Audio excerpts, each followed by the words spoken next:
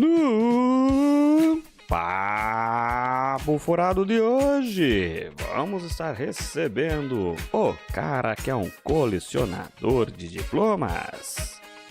Olá, sou o professor Sérgio Tchaikovsky Jr. Veja o quanto que você e a sua família ganham. Depois subtraia disso quanto a tua família tem de despesa porventura no mês. E esse valor que sobrou, aí sim que você vai alocar para atividade de lazer. Então, turma, muito bom dia. Tem mais uma aula de marketing hoje? Professor, não vai passar a lista de presença? Não, hoje só no final. Ai, ferrou, guri. Com vocês, Professor Sérgio.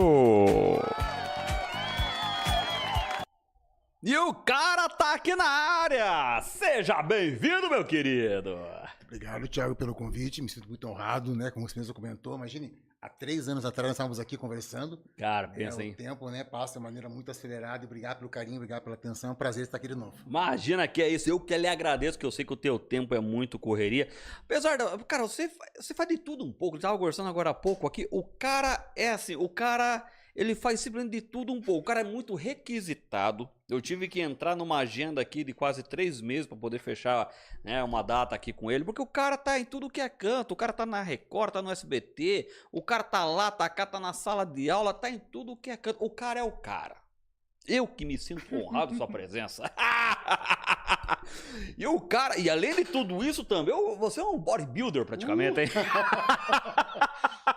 Na idade que a gente tenta só evitar a queda total, né? Não, cara, não, você tá bem pra caramba. O cara é um nórdico. O cara é um nórdico. Olha, cara, é chique demais. Mas, sério, eu não vou ousar a pronunciar o seu sobrenome, porque, cara, me desculpa, cara, eu já conversei com isso da vez passada, eu tenho eu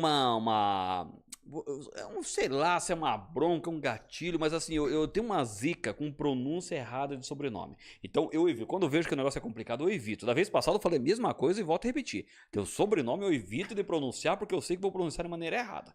Porque eu me lembro se eu te contei a história, dessa minha bronca que eu tenho com o sobrenome. Quando eu fui me apresentar no quartel, no ano de 2000, há 25 anos atrás, direto do túnel do tempo, eu fui me apresentar no quartel e eu entrei como reservista. Sim. Aí quando fui pegar o meu certificado, depois de todo o procedimento, não sei qual patente que era o carinha lá, mas era um meio metro de gente. Ele foi pronunciar meu sobrenome e pronunciou errado. E eu fiquei puto. E eu quase fui preso. Então, eu tenho essas broncas. Mas me ajuda lá, como é que se pronuncia teu sobrenome? É Tchaikovsky, Thiago. Tchaikovsky. Igual Cara, o mestre russo. Cara, é tão fácil. Tchaikovsky é tão fácil, mas quando você lê, meu amigo, não, o negócio é do outro mundo, cara. Mas olha, Tchaikovsky, olha coisa simples. Agora, o mais simples de tudo, eu fiz um resumo aqui das suas, vamos dizer assim, suas graduações, etc. Bacharel em Direito, Publicidade e Propaganda, especialista em Marketing, Sociologia Política, Filosofia e Psicanálise, MBA em Comunicação e Marketing, mestre em Gestão Urbana, doutor em Administração. Faltou mais alguma coisa aqui? Fazendo pós-doutorado agora em Gestão Urbana novamente. Meu Deus do céu! Caramba, cara, olha, meus parabéns pela essa diversificação aqui. Cara, o cara é multi. Cara, fantástico, cara. Mas me conta, como é que você tá? Como é que passou esses últimos anos aí? Como é que tá indo a sua vida como um todo, profissional, pessoal, família, tudo em ordem? Eu acho que é muito bacana, até com relação à questão da formação, de aproveitar e dar uma dica, né, para quem tá nos acompanhando, né, nossos telespectadores, por assim dizer. Isto! Eu, graças ao bom Deus aí, desde o colégio, boa parte dessas formações pela questão de ser bolsista. Eu sou bolsista desde o ensino médio, por assim dizer. Né? Então a gente sempre coloca isso para os nossos alunos, né? Quer dizer, aquilo que eu brinco, né? Nascer pobre é destino.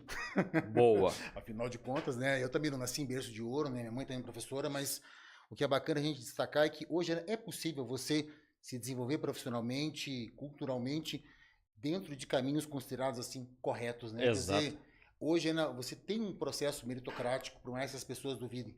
Isso que é muito importante, né? Eu vejo muitos alunos muitas vezes desanimados com a vida, né? As pessoas, professor, eu estou cansado do Brasil, eu acho que aqui não tem mais futuro. Eu acho, sim, Eu acho que cabe a você tentar encontrar as formas de você se posicionar no nosso mercado.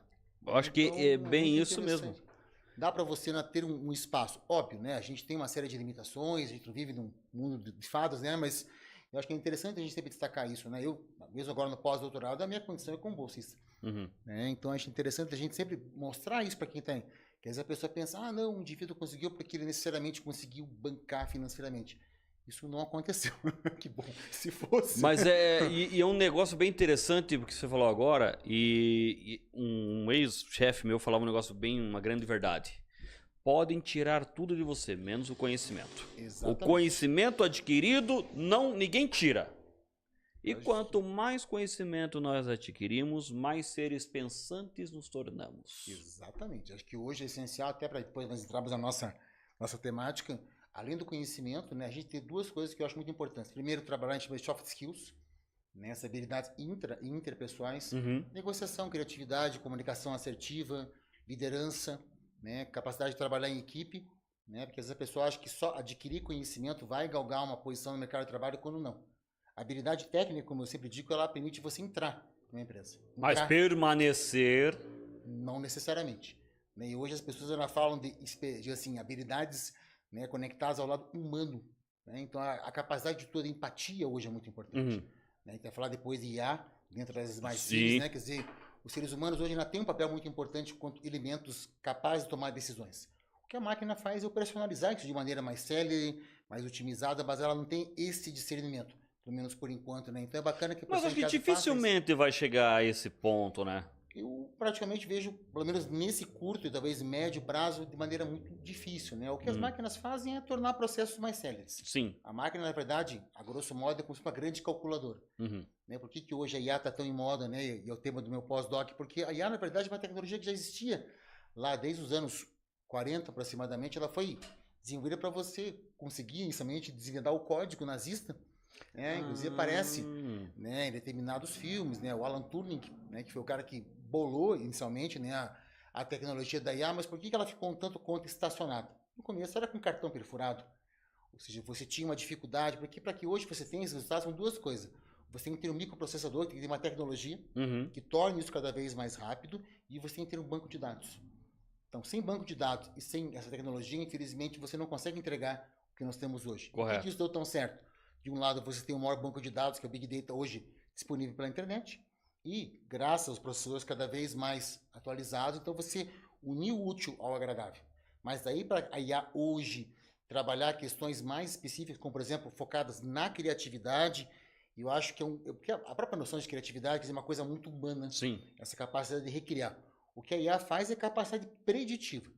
Ela consegue prever com uma grande dose de acurácia o que pode acontecer no futuro. Que seria questões lógicas, digamos assim. Exatamente. Ela traça um cenário. Eu tive conversando recentemente com um amigo meu de infância, inclusive, o Rafael Gonçalves. Hoje ele é diretor de uma multinacional da área de tecnologia. E a gente andou conversando bastante aqui sobre essa questão das IAs. Porque realmente, e é bem esse ponto que você falou agora, e ele também tinha comentado, que ela vai, dentro de uma questão lógica, provavelmente muitos processos, dentro de rotinas, etc., realmente vão tomar conta. Mas da questão humana, o fator humano, não tem como, né? Exatamente. O que a IA faz na questão da empatia, ela faz mapeamento hoje de microexpressões faciais. Então, hoje nós temos tecnologia, eu praticamente trabalho hoje na área de neurociência, de neuromarketing, que é uma área que, por sinal, fica até uma dica para quem tem vontade de estudar, uma área que vai crescer muito daqui para frente, né? Porque até então, o que nós fazemos em termos de pesquisa? Era pesquisa quali, quanti e etnográfica. Só que ela tem uma limitação, né? Porque aquilo que eu sempre comento, né? O ser humano ele não é linear. A gente tem camadas, né? Aquilo que nós necessariamente pensamos, não é aquilo que você fala, não é aquilo que você sente, não é aquilo que você acha. Correto. Então você tem essas É a dimensões. cebola. Exatamente, né? E o que nós percebemos é que com hoje, essas técnicas da neurociência, você consegue captar algo através da comunicação não verbal, né? Microexpressões. Então a pessoa pisca de um jeito, movimenta o lábio de um jeito, isso a máquina consegue captar. Correto. Ela consegue captar, por exemplo, lá, você coloca o indivíduo na frente do monitor. Você vê quantos segundos ele acaba digamos assim, se atendo a cada espaço da tela, que chama mais ou menos atenção. Você coloca um dispositivo, capta determinados estímulos impactaram não o cérebro. Mas só Hoje que você já tem. isso hoje nós já temos alguns aplicativos de rede social que já faz isso. Já Exemplo, fazem. o próprio TikTok, eu acho que foi um dos primeiros aplicativos a desenvolver essa tecnologia que você consegue, que ele é aberto essa informação, entre aspas, que, pô, se você ficou ali um X tempo a mais, depende da tua reação facial daquilo que você está vendo, automaticamente o algoritmo vai te mandar somente Exatamente. assuntos relacionados àquilo, vai te entregar aquilo. E hoje o Instagram também já está nesse procedimento também, dentre outros mecanismos aí de rede social. Então, quer dizer, é perigoso isso também, né? O que eu particularmente defendo, e só para que nós tenhamos aí uma noção, até um pouco, né, a gente tentar desmistificar a própria IA hoje, acho que é bacana que tem que estar agora nos acompanhando, saiba disso. E esse é um dado que você encontra na internet aí, em papers, em artigos, acho que é legal. Hoje, a maior base de cientistas que explicitamente, a gente não sabe o que acontece no mundo aí undercover, né? Quer dizer, o que acontece debaixo dos panos, Aham. que estão, de fato, estudando IA, estão conectados direto e indiretamente à indústria bélica. Então, o que você nota hoje? Nós temos uma gama, vamos pensar assim, considerável de cérebros que literalmente estão desenvolvendo técnicas de você otimizar a eliminação de seres humanos. Ou de neutralizar, ou de inutilizar, ou de, Diminuir. pelo menos, diminuir a efetividade. Como acontece hoje, né? Você vê que a guerra moderna tem muito disso, né? Veja o conflito hoje na Ucrânia. São drones. Exato. Não é? Então, o primeiro ponto é esse. E o segundo ponto, só para a gente também ver, e óbvio, isso também muda de estudo para estudo, até porque isso não está, digamos assim, explícito. Uhum. Por exemplo, hoje, quais são os 3 principais países que têm, né, IA aplicada à tecnologia bélica? Explicitamente. Estados Unidos, China e Rússia.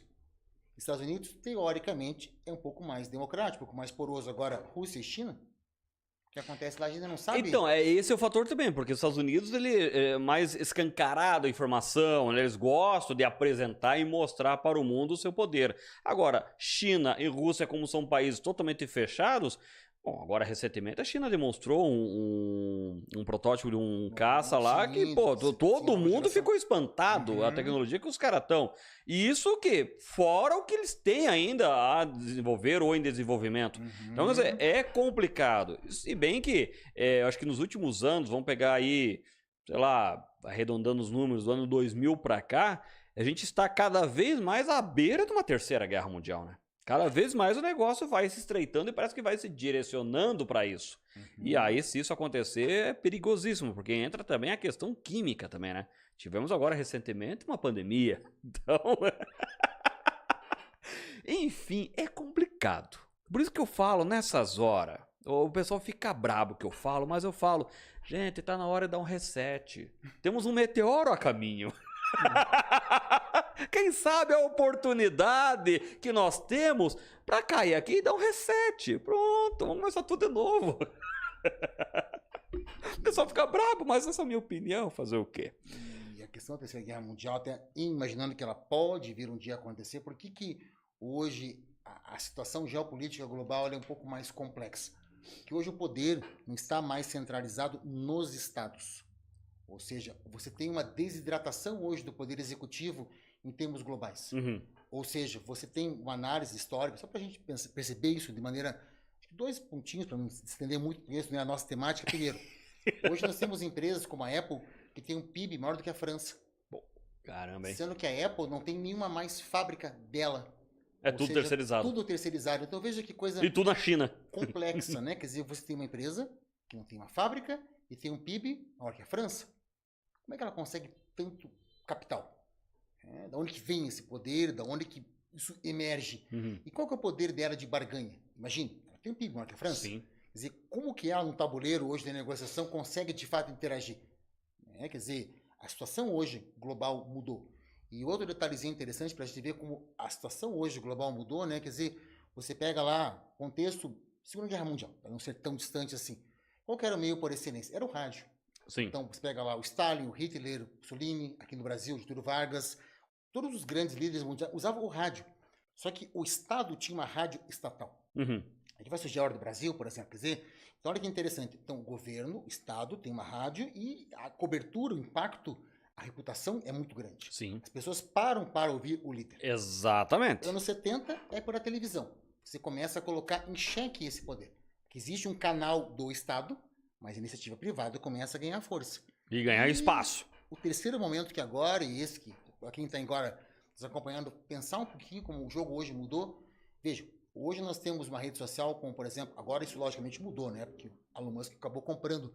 Mas no primeiro governo do Trump, ele foi expulso do Twitter. Exato. E ele não pôde fazer Nada. nada. Ou seja, o homem que talvez não seja o mais, mas um dos mais poderosos do mundo, em tese, Uhum. foi expulso da plataforma, que tem uma capilaridade absurda, e não teve o que ele fazer. Exato. Ele vai fazer o quê? Ele vai invadir, né, o Twitter, vai fazer o quê? Você percebe que a situação hoje não é tão...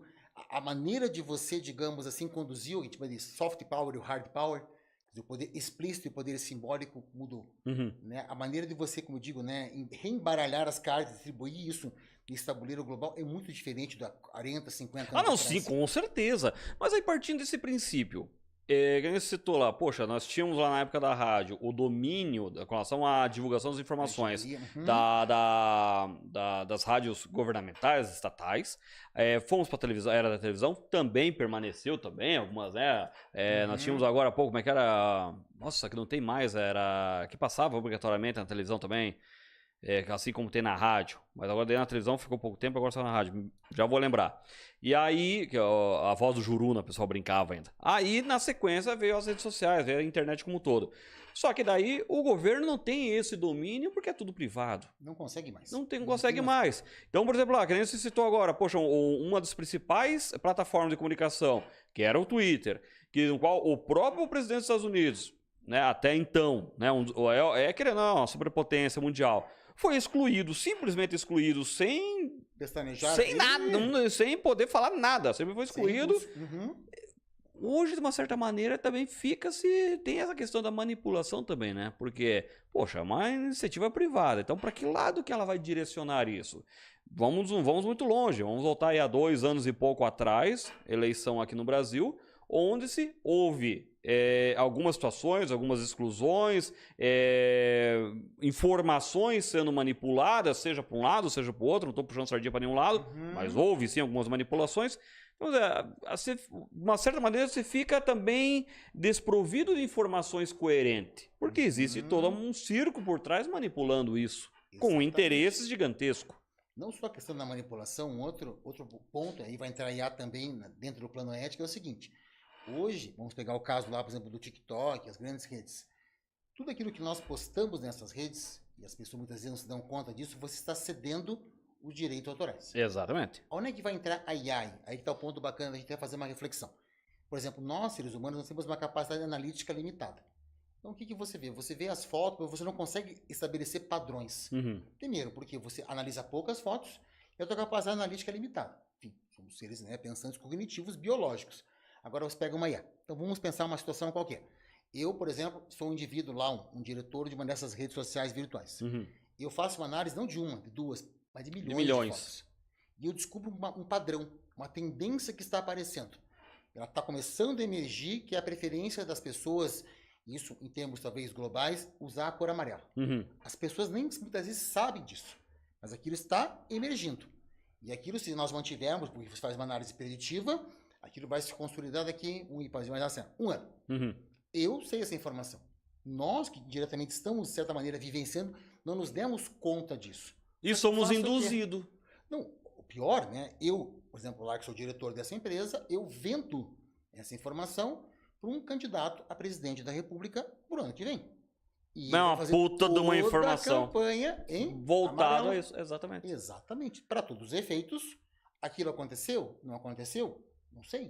Como é que eu vou provar que alguém fez uma pesquisa que tinha uma condição preditiva de que quando aquilo eclodiu, o indivíduo usou exatamente a cor? Quer dizer, eu estou dando um exemplo bem simples, né? Isso não é tão, Sim, mas distante da nossa realidade. Exatamente. E pior que é complicado mesmo isso, né, cara? Porque o que a IA faz isso, ela estabelece padrões. Isso que é interessante a gente destacar. O que nós muitas vezes não vemos, ela vê nas entrelinhas. Exato. Quer dizer, você joga banco de dados, que é aquilo que eu tenho feito hoje no pós-doutorado, e você começa a perceber determinados comportamentos ou tendências de comportamentos. Isso não só para iniciativa pública, que é o meu caso, né? Privada também. A gente desmistifica algumas ideias. Ah, não, são determinadas pessoas com certas características que compram mais no mercado eletrônico. Não. Você pega estudos hoje, um dos horários onde as pessoas mais compram hoje no e-commerce é de madrugada. Exato. Olha que interessante. E é algo que você, no momento, pensa, de madrugada, mas por quê? Porque a pessoa acorda de madrugada e vai fazer o quê? Dá uma olhada no celular e você já tem uma certa predisposição, porque aí vem a questão de você saber em que horário que a pessoa vai acordar, ou o que você tem que transmitir, ela está mais propensa a ser induzida a um processo de compra, que ela está ansiosa. Então, isso que eu digo, quer dizer, o processo, como eu estava colocando hoje, ele não é só o explícito, ou daquele ponto em diante, é você tentar analisar o que foi feito anteriormente para você chegar nesse resultado. ponto. Exatamente. É bem-vindo à era moderna. Só que se preparem, porque né, a tendência é de apertar ainda mais. Mas, voltando a um tema que nós conversamos da outra vez também, e agora nós tivemos um avanço, acho que bem significativo, com relação às cidades inteligentes, né? Curitiba recentemente recebeu o título da cidade mais inteligente do mundo. Minha opinião singela, com total insignificância. Há controvérsias. Porque assim, pô, tudo bem, é a cidade mais inteligente, mas pô, a que ponto? Quais são os fatores que chegaram a isso? Me ajude a entender, por gentileza. Exatamente, né? Porque o que é interessante a gente perceber? Primeiro, não existe um conceito unificado do que é Smart City. Ou seja, quando Curitiba recebe um prêmio, ela recebe a partir de um determinado instituto que, logicamente, trabalha com uma gama de indicadores. Correto. Ou seja, a premiação de Curitiba não é algo, aspas, errado. Mas o que muitas vezes falta ser comunicado em paralelo, ok, Curitiba ganhou. Mas quais foram os indicadores, critérios? os critérios. Quando eu explico isso para os meus alunos, e aproveitar agora o clima de carnaval, é a analogia com escola de samba. Então, se você decreta uma escola de samba como campeã, quais foram os critérios e as notas nos vários quesitos para que, somados, ela fosse? Porque simplesmente dizer que uma escola é campeã, porque ela foi a melhor. Tá, mas melhor no quê? Exatamente. Como? Quem votou? Quer dizer, tem uma auditoria, tem uma questão quali quantitativa, quer dizer, as pessoas precisam saber do método. O processo da avaliação, né? Exatamente. Então, o primeiro ponto é isso, quer dizer, existem diferentes institutos que dão chancelas. É igual o Oscar. O Oscar não é um prêmio pela arte, é um prêmio dado pela Academia de Arte Cinematográfica dos Estados Unidos. Exato. Tanto que eles têm uma categoria, e é uma coisa bastante controversa, do que seria um filme estrangeiro. O que é um filme estrangeiro hoje, né? Quer dizer, então você tem todos os atores norte-americanos, mas esse filme é gravado fora dos Estados Unidos, é um filme estrangeiro. Se o filme, porventura, é falado em inglês, dá para considerar um filme estrangeiro? Você nota que é uma coisa muito, digamos assim, eu que dou o prêmio, eu que escolho os critérios. Exato. O Nobel.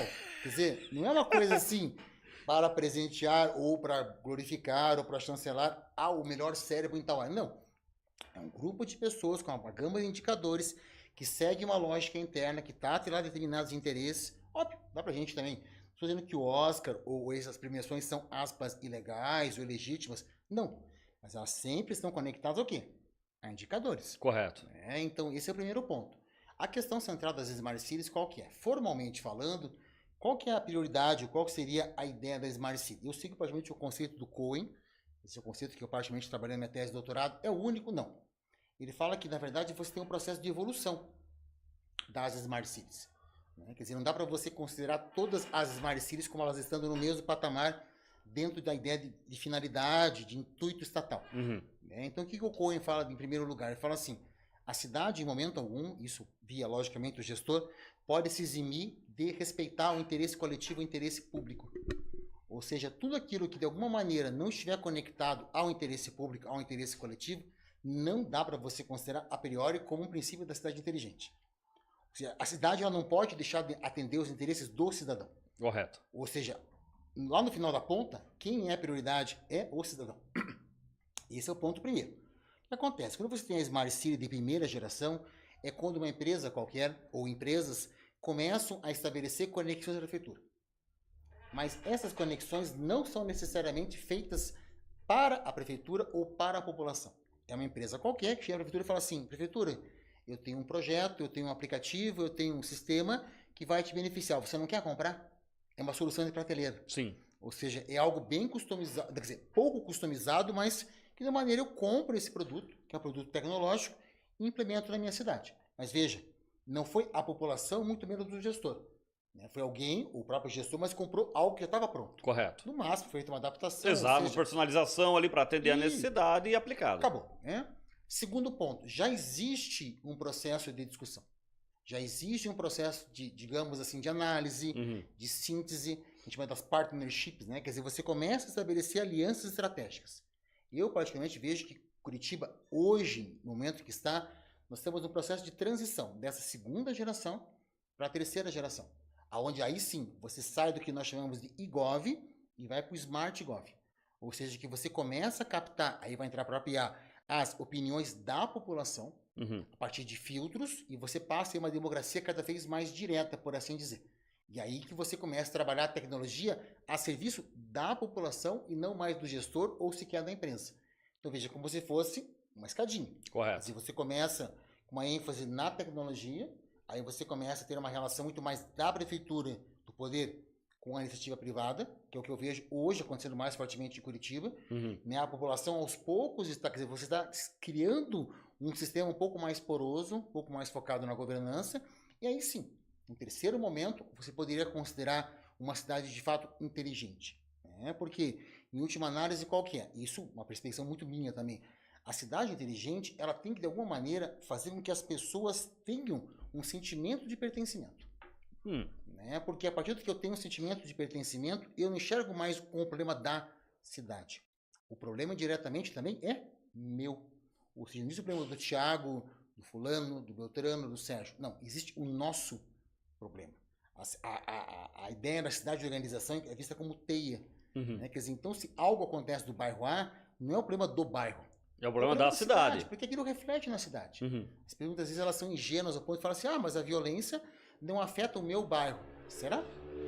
Quer dizer, o quanto que o fato de você ter uma região mais, aspas, violenta, também é um conceito bastante complicado, o que é uma sociedade violenta, mas tudo bem. Vamos pegar homicídios, por exemplo. Será que isso não impacta no comércio? Será que isso não impacta na quantidade de turistas? Diretamente. Sim. Isso, mesmo você que muitas vezes não mora naquele bairro, acaba muitas vezes, né, talvez não naquele momento específico, no momento seguinte, sofrendo uma consequência disso, que imaginar que você tivesse um afluxo maior, não só de turistas, de investimento, hoje de cérebros, né? Sim. Quer dizer, as pessoas muitas vezes, só para não focar em Curitiba, você pega lá Florianópolis. Florianópolis tem um nome do projeto, eu praticamente não gosto muito, mas a ideia é boa, é chamado Ilha do Silício. Então qual que é a ideia hoje? Florianópolis está fazendo o seguinte, não dá para levar indústria para lá. Né? A área de preservação. Então vamos trazer o quê? Vamos trazer startups. Exatamente. Só que para que você traga startups, tem que trazer cérebros. Então como é que eu vou convencer alguém que muitas vezes mora num grande centro urbano como São Paulo, Rio, Brasília, a vir morar em Florianópolis? Ok, tem a beleza natural, tem, mas sabe que só isso que conta? Então, tem que ter outros incentivos, né? Exatamente. Então a prefeitura hoje do poder público não é você trazer a startup, é você trazer as condições para que você tenha um polo, a ideia do ecossistema, para que essas startups de alguma maneira se fortaleçam. Por quê? Se você não tem um sistema colaborativo, a startup só funciona no sistema colaborativo. Quer dizer, troca, intercâmbio, vamos trabalhar sinergia. Uhum. Então, isso dá certo. Então, o que está sendo feito aos poucos aqui em Curitiba? Hoje, a ideia do Pinhão, ó, o nome, Hub. Quer dizer, você tem hoje uma iniciativa agora de você trazer essas empresas, incubá-las. Né? Quer dizer, você dá todo um aparato, né, de suporte para que no final você tenha um fortalecimento desse tipo de empreendimento. Uhum. O que se percebeu hoje, que para que você tenha um fortalecimento, em termos financeiros da cidade, não é mais indústria, Thiago. Já foi. A SIC é importante para Curitiba, mas o que ela tinha que entregar de mais importante, ela entregou lá nos anos 70. Tanto é que o processo fabril hoje, né, o processo industrial, está passando novamente por uma reformulação gigantesca, Sim, né? exatamente. Com a implantação de tecnologias, automações, etc., que vai reduzindo em muitas operações. Por exemplo, aqui ao redor, hoje, algumas indústrias diminuiu muito suas estruturas e algumas até encerraram suas atividades aqui na região, justamente dessa adaptação que está tendo. Então, assim, é a evolução da sociedade natural. Mas entendo que realmente existe, como você falou lá, os indicadores com relação a trazer aí, né, esse título a Curitiba. Mas quais são esses indicadores? Exatamente. Né? Os indicadores formalmente estão conectados à qualidade de vida. Agora, o que você analisa dentro da qualidade de vida? Transporte, educação, Saúde, segurança. Né? Então, mas aí que, novamente, por exemplo, Por isso que eu digo da questão da segurança particularmente, esse eu posso falar com um pouquinho mais de conhecimento, porque eu trabalhei um tempo em segurança pública, e o meu mestrado foi sobre segurança pública. Depois que eu fui evoluindo para trabalhar cidades inteligentes, eu tive um insight lá no mestrado, acabei deixando ele incubado, porque não tinha mais tempo de desenvolver isso, e depois eu acabei desenvolvendo um doutorado. Então, é a mesma coisa, né? Segurança é uma sensação. Isso que as pessoas não necessariamente entendem. Né? Segurança não é simplesmente... Porque assim, às vezes você pode ter um lugar com uma quantidade às vezes, absurda de crimes, e ok. As pessoas não se Mas a pessoa se sentir segura naquele ambiente. Exatamente. É uma construção simbólica. Né? Porque o tipo de violência que, digamos assim, está mais conectada ao meu indivíduo não está o outro. Sim.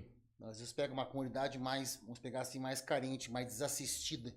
Será que ela está tão preocupada com a questão do assalto? Né? Porque talvez naquela região especificamente, mas outros crimes estão mais conectados ali. Mas em compensação, o indivíduo não se sente inseguro lá, e se sente seguro no centro da cidade. Né? Então, isso que eu digo. É que né? é aquela história, né? Poxa, né? Vamos falar aqui da SIC, né? Eu me criei aqui, né? Exatamente. Nós somos aqui do lado da Vila Nossa Senhora da Luz, né? Que é o primeiro conjunto habitacional do Brasil, com mais de 50 anos de formação. A vila já teve N processo e tal. É considerado um local perigoso. Mas eu me criei aqui, eu tô tranquilo. Eu sei aonde eu posso andar com segurança, eu sei onde que ali já fica um pouquinho... Mas nunca tive problema. Agora, pega uma pessoa do outro lado da cidade, por exemplo, já não se sente, já não tem essa sensação da segurança. Seria mais ou menos esse fator. Exatamente. Então, para o investidor, às vezes o que interessa na prática não é um indicador. É o quanto eles de fato se sentem seguros, não só do ponto de vista da integridade física, segurança com relação à política pública. Por que Curitiba consegue hoje manter isso? E aí sempre tem um lado bom e um lado ruim. Por quê? Nos últimos 50 anos, para você ter uma ideia, Thiago, tirando 3 prefeitos, todos eles, de uma maneira, estão conectados ao mesmo indivíduo, que é o Jaime Lerner. Para o bem ou para o mal. Exatamente. É, Não, e tem que tirar o chapéu pro cara. Exatamente. O cara fez, olha, não tem... Fantástico. Então, tirando o Roberto Requião, Fruit, né, o Gustavo e o Maurício, todos... Mesma linhagem. Exatamente. São herdeiros políticos do lernismo. E por que isso deu tão certo? Porque Curitiba ela teve uma cisão muito importante dos anos 70. E aí, logicamente, se deve ao Jaime Lerner, que ele viu originário do IPUC, ele teve um insight, falou, não dá para você continuar com o plano Agache, que era aquele plano de crescimento circular. Porque vai chegar uma hora que isso vai acontecer, como aconteceu em São Paulo, você tem um estrangulamento do crescimento. Né? Determinadas regiões começam a ter uma densidade populacional muito grande, você não tem estruturais, como tem Curitiba, para você desafogar o trânsito, e aquilo que inicialmente era um polo de crescimento acaba virando um problema. Sim. Porque ninguém mais quer morar lá, porque de um lado lá tem uma série de facilidades, mas pô, o trânsito, poluição. Então o que o Jaime Lerner pensou? Vamos trabalhar as estruturais, né? Vamos trabalhar o transporte público no modal o quê? Ônibus. Então você tem a via rápida, você tem ao lado dela lá, onde passava o antigo expresso, depois virou verticular e tudo mais. Então, desde esse momento, Jaime Lerner já tinha um pensamento de médio e de longo prazo. E qual que é o lado, por exemplo, assim, tem um lado ruim, porque você não tem uma alternância política, que em alguns casos é bacana para você oxigenar as estruturas e ter uma outra leitura do mundo, mas qual que é a segurança que o investidor tem? Ele sabe que, goste ou não goste, queira ou não queira, em termos de estrutura, eu vou conseguir manter uma linearidade. Correto. Porque muitas vezes acontece o seguinte, você muda a gestão, Ou acaba tendo esse rompimento. tem um rompimento, e o cara tinha um investimento grande numa área, o que acontece? Não, agora não vamos investir mais nessa área, vamos investir na área do lado. Aí eu que estava com um plano aqui, então você Já se vira. complicou toda a situação dele. O planejamento que aquele investidor tinha já vai ter que mudar tudo. Exatamente. E dentro hoje, com relação a transporte hoje dentro de Curitiba, eu bati na tecla com relação a se é válido ou não esse título a Curitiba, mas cara, eu sou curitibano, porra, adoro minha cidade pra caramba, e eu deixo bem claro aqui pra todo mundo que estiver nos acompanhando. Só pode falar mal de Curitiba quem é curitibano. Quem é de fora não tem esse direito. Pronto. Falei. Tô mais aliviado agora. Mas assim, ó. Hoje, Curitiba nós estamos aí já beirando 2 milhões de habitantes. E isso somente dentro de Curitiba, tirando a região metropolitana. Se for somar a região metropolitana, já passamos aí de 3 milhões. Agora, sabemos que hoje nós temos assim alguns eixos do transporte coletivo está sendo alterado, ampliado, etc. O exemplo, né, a principal linha, que é o Inter 2, que é a maior linha dentro de Curitiba, então está sendo alterado, muitas controvérsias, muita galera questionando muito, mas enfim, está sendo feita essa alteração. E aí entra muito aquela questão, poxa, mas por que até hoje não foi implantado o metrô?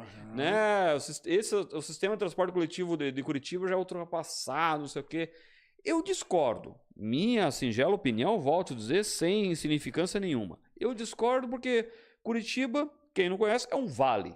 É um banhado, né? Se você cavucar meio metro aí, já tem água. Então é complicado pra caramba. Não é à toa que pegamos aí recentemente a chuvarada que deu. Foram praticamente, nós ficamos aí quase 2 semanas chovendo diariamente e chuvas fortes e alagava alguns pontos de Curitiba, infelizmente. É claro que nós temos aí alguns parques, o exemplo, o Parque Barigui, que é um grande bolsão, né? Que é uma grande represa ali, no caso de enchente, uma esponja, exatamente isso. O pessoal fala, poxa, mas alaga tudo o parque, mas essa é a função dele. É para drenar, é para segurar água lá, para não vir para os bairros aqui da região sul, né? Então ainda bem que alagou lá e não alagou aqui. Mas sabemos que alguns bairros aí acaba tendo esse transbordo. Vamos pegar agora recentemente, teve uma chuva muito forte aqui na região sul, que chegou a entrar água na minha casa. A avenida aqui, a Pedro Gusso, alagou a Pedro Gusso, que a minha rua fica, acho que não chega a dar, acho que dá uns 50 centímetros de nível acima da Pedro Gusso, e entrou a água lá. Mas foi coisa, graças a Deus, não teve nenhum prejuízo, coisa que fazia quase 3 anos que não entrava água lá. Acontece, infelizmente. Teve outras regiões que foi mais grave. Mas, voltando à situação do transporte, então, assim, eu acho que fica totalmente inviável a implantação do metrô dentro de Curitiba devido a questões naturais, né? O custo seria muito alto, né? Olha, em termos de análise, achei bacana a gente destacar também. Lá nos anos 70 foi feito um estudo, e aí, em parte, a própria estrutura da SIC foi pensada nisso. Muitas empresas só vieram para a SIC porque havia uma garantia de que você ia adotar o transporte, no caso, o modal ônibus, Volvo, Scania, enfim, outras empresas, porque elas, a Bosch, né? Né? Quer dizer, e isso de alguma maneira funcionou. Que você tinha um cluster de empresas que fabricavam peças para ônibus e tal, e ok. O que eu vejo praticamente não é o modal, você tem que mudar a mentalidade. Então, o que eu praticamente vejo aí? O que a gente tem que começar a pensar daqui para frente? Será que o transporte hoje, independente de ser o metrô, o ônibus ou o próprio carro, é de fato necessário em todos os momentos? Será que você, em paralelo, não podia aí trabalhar modelos mais ou menos colaborativos? E eu também tenho que fazer a minha culpa, por quê? O que você faz? Se você fizer um estudo hoje, isso não precisa ir muito longe, vamos pegar Curitiba. A maior parte das pessoas que circulam utilizando o seu automóvel circulam sozinhas. Sim. Então, por que não trabalhar de maneira integrada? Que era a proposta inicial do Uber, né? Que era um serviço de caronas. Depois que ele acabou sendo monetizado de outra maneira, o que ok também, acabou virando fonte de renda de muita gente, mas sabe que você não pode pensar outras formas, né? A própria questão da ciclovia, né? A ciclovia, agora que você está tendo um processo de repaginação da ciclovia, por quê? Era uma ciclovia que tinha em Curitiba? Tinha uma malha extensa, mas ela ligava os parques. Exatamente. Ela não ligava a área, muitas vezes, lá. Não era funcional. Não era funcional do ponto de vista, digamos assim, laboral, semanal. Final de semana, você dá uma volta com a tua família, ok? Bacana, para o lazer funcionava. Isso. Agora, para o deslocamento, pro trabalho, não, daí o que o pessoal usava muito? As canaletas. As canaletas, exatamente. Onde, infelizmente, acontecem ainda muitos acidentes, atropelamentos, etc., que não é o local ideal. Ali é exclusivo para os veículos, para os ônibus, etc. Então, o que eu vejo? Uma forma de você reduzir o trânsito, incentivando o home office, incentivando as pessoas a se deslocar em horários que você não tem mais um movimento tão grande. Por que a cidade muitas vezes engarrafa? Que é um paradigma que a gente tem que romper. Nós somos criados, falo nós porque nós somos aí originários da passagem dos anos 70 para os anos 80. Exato. Que as pessoas têm que entrar no trabalho às 8 ou às 9, trabalhar meio-dia, almoçar, voltar 1h30, trabalhar até às 6. Horário comercial. Isso. Por quê? Ou seja, isso não faz mais sentido algum se você for pensar. Porque hoje o mundo gira 24 por 7, barra 365 dias por ano. Exatamente. Hoje não há uma necessidade de você trabalhar isso, porque as nossas relações não são mais físicas. É que a produção hoje, ela está passando por esse processo. Você está saindo hoje, como é que fala? A quantidade não significa a qualidade.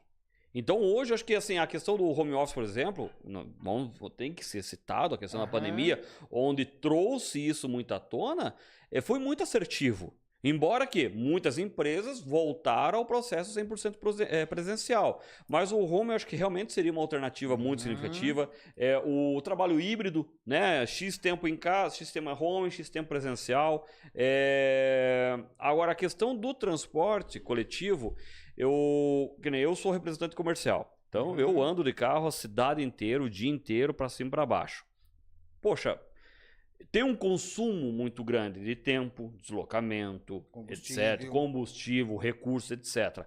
Eu até brinco, falei, pô, para mim, dentro do meu cenário hoje, um carro elétrico para mim seria ideal. A questão de redução de consumo, etc, etc, seria fantástico. Mas isso é um cenário ideal, não é o caso.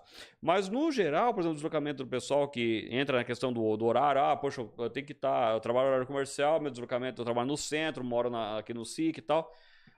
O transporte coletivo hoje, o custo dele está muito alto.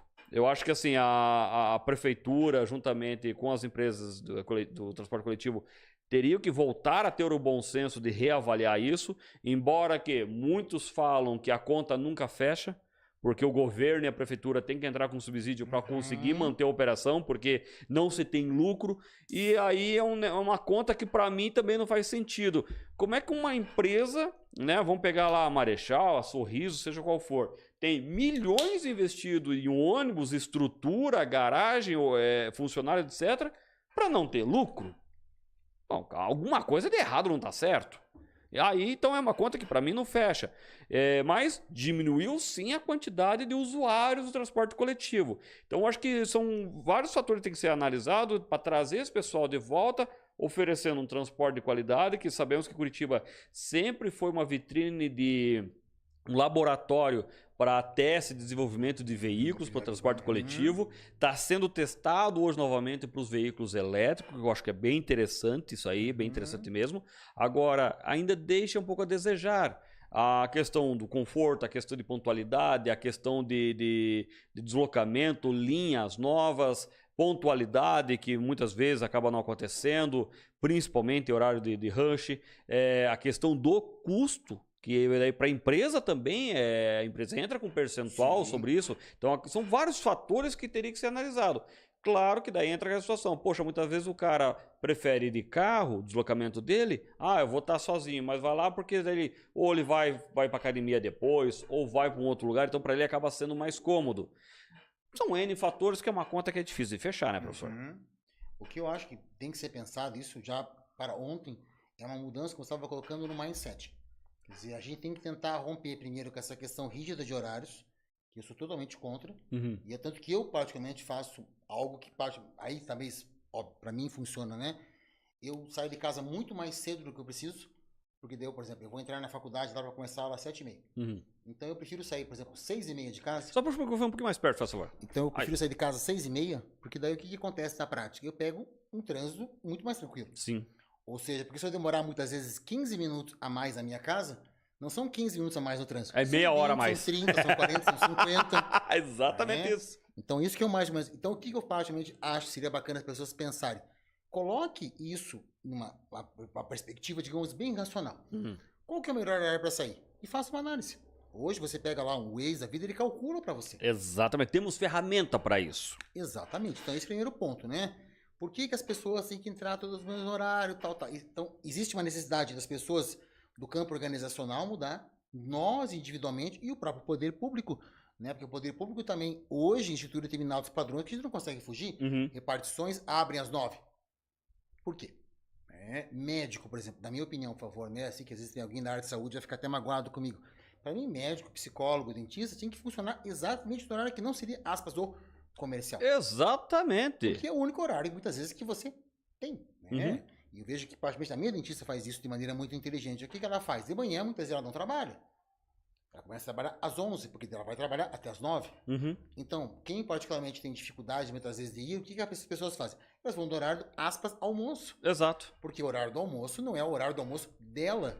Mas como eu, muitas vezes, sou obrigado, porque eu sou professor, né? Eu tenho que me condicionar ao horário que as pessoas estão na faculdade.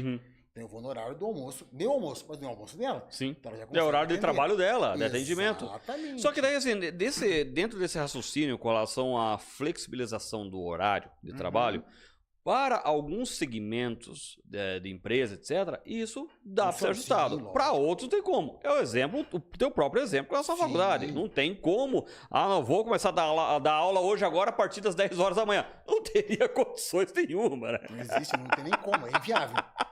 Até porque o próprio horário no Brasil é feito já para os pais deixarem as crianças ou os filhos no colégio e irem trabalhar. As pessoas falam, porque 7h30 as crianças não estão produtivas. Ok, mas você vai fazer o quê? Quer dizer, qual é a outra possibilidade? Mas na Europa... lá sim. Mas daí é o... Sim. Mas aí sim, agora aqui no caso do Brasil, você vai fazer o quê?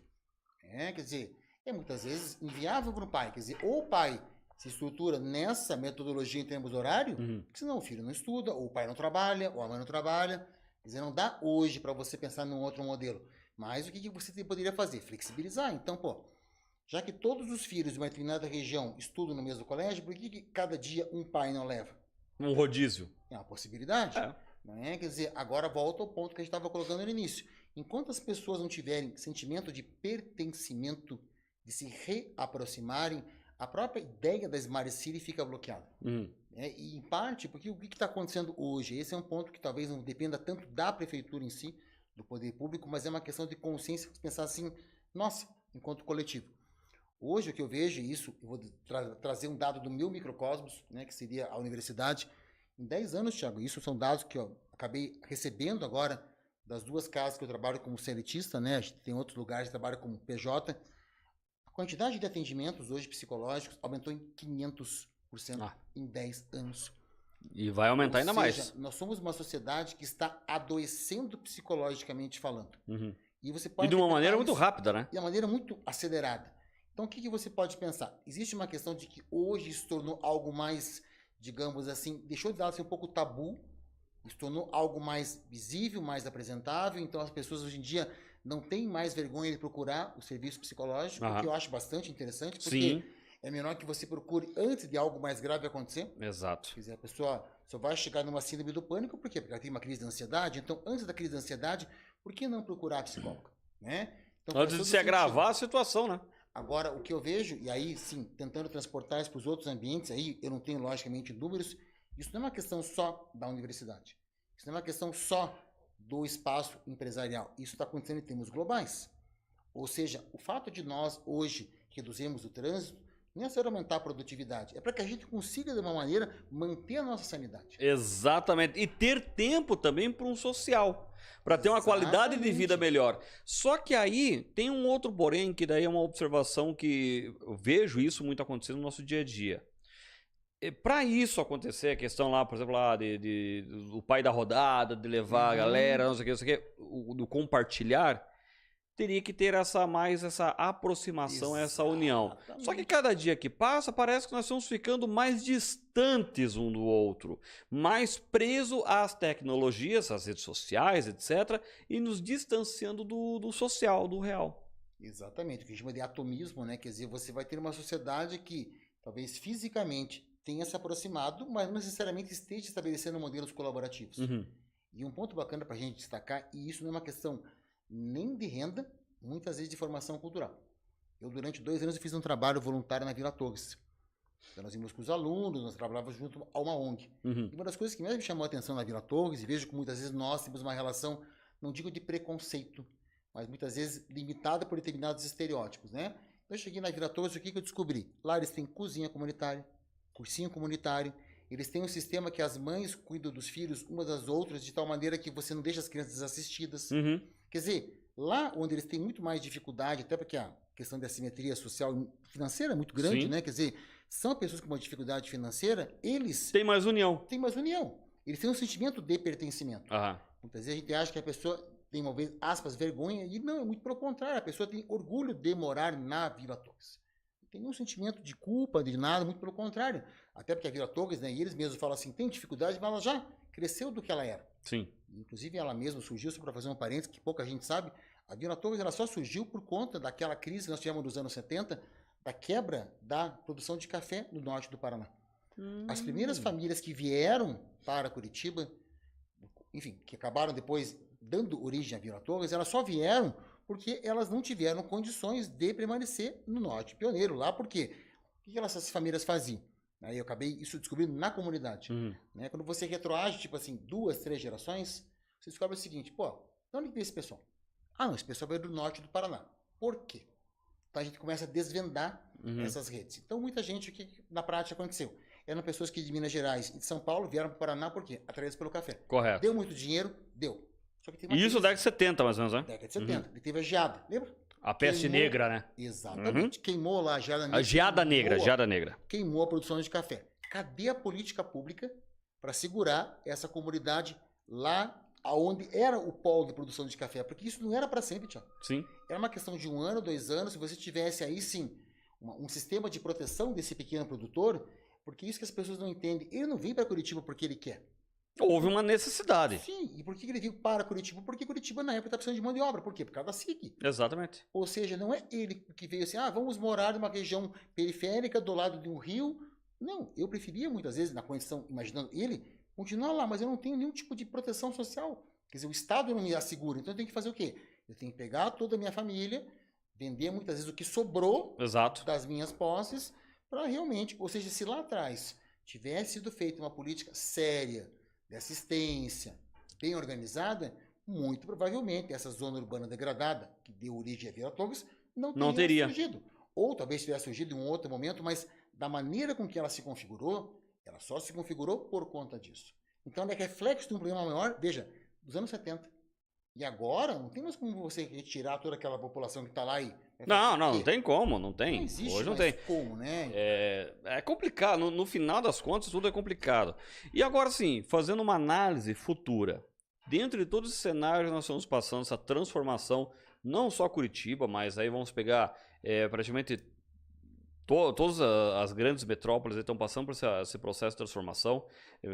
São Paulo, por exemplo, que eu vi que você citou muito São Paulo. São Paulo eu conheço um pouquinho, é uma cidade que é 24 horas viva, é uma cidade que infelizmente assim, está muito saturado. Lá acho que a dificuldade que eles têm lá é muito maior que qualquer outra região do Brasil e algumas regiões do mundo. E Curitiba o pessoal fala muito que se espelha muito a São Paulo em vários pontos. Ao mesmo tempo, Curitiba é uma grande metrópole, ao mesmo tempo, né, hoje a Curitiba é a maior cidade da região sul do Brasil, né, beirando aí a 2 milhões de habitantes. Mas ao mesmo tempo é uma cidade ainda que traz muito uma cultura assim do interior. Sabe, aquele costume bem mais tranquilo, o ritmo aqui é mais calmo. Eu costumo falar, dentro de um contexto normal, Curitiba não tem trânsito, em comparação a São Paulo, por exemplo. São Paulo, ano passado ano retrasado eu tive lá, eu fiquei 4 dias lá, em um dia que eu fiz um deslocamento mais ou menos, deu em torno de uns 20 quilômetros, eu levei quase 2 horas para fazer, e não era o horário de pico. Então, 2 horas de Curitiba, você dá 3 voltas aqui dentro de Curitiba tranquilo, sabe? Claro, temos outras particularidades que acabam engessando, mas vendo o mercado futuro, né, uma projeção futura, quais são as dificuldades do teu conhecimento, do teu ponto de vista, que a gente vai enfrentar se não tiver uma mudança drástica hoje? Então, acho que o primeiro ponto que Curitiba, de alguma maneira, tem que se preparar, e isso não é uma questão exclusiva nossa, isso é global, é um processo de seniorização da nossa população. Né? Hoje você vai ter uma discrepância com relação à quantidade de pessoas, né, que já tem lá mais de 60 anos, e a gente tem que ver o quanto que o tecido urbano, a URB, está de fato preparada para atender a necessidade dessas pessoas. Né? Porque hoje em dia, o que você nota? Né? Será que o idoso hoje se sente 100% confortável em trafegar, por exemplo, na nossa cidade? Quer dizer, o quanto que a cidade foi pensada para esse indivíduo. Né? Porque uma coisa que a gente tem que pensar, o fato das pessoas viverem mais não quer dizer que elas estejam vivendo melhor. Exatamente. Ou seja, quantidade não é qualidade. Isso. Então, será que já existe hoje, de fato, uma programação para essas pessoas que estão aí envelhecendo? Porque o envelhecimento, como digo, ele é democrático, Thiago. Todos nós vamos envelhecer. Não dá para você retardar esse processo? Dá para você retardar. E só não vai envelhecer quem morrer antes. Do resto não tem escapatória. É democrático, não tem como você escapar. Né? Então, o que acontece? Será que hoje, de fato, existe uma cultura até, de fato, impulsionadora do poder público nesse sentido? E eu não vejo isso com tanta ênfase, sabe? Quer dizer, é um problema, não é um problema, é uma situação que vai, de alguma maneira, se configurar, e aí você analisa tanto o poder público quanto o privado. Será que, de fato, existe um processo, digamos assim, de planejamento estratégico para isso que vai acontecer? Esse é um desafio que a gente vai enfrentar, cedo ou tarde.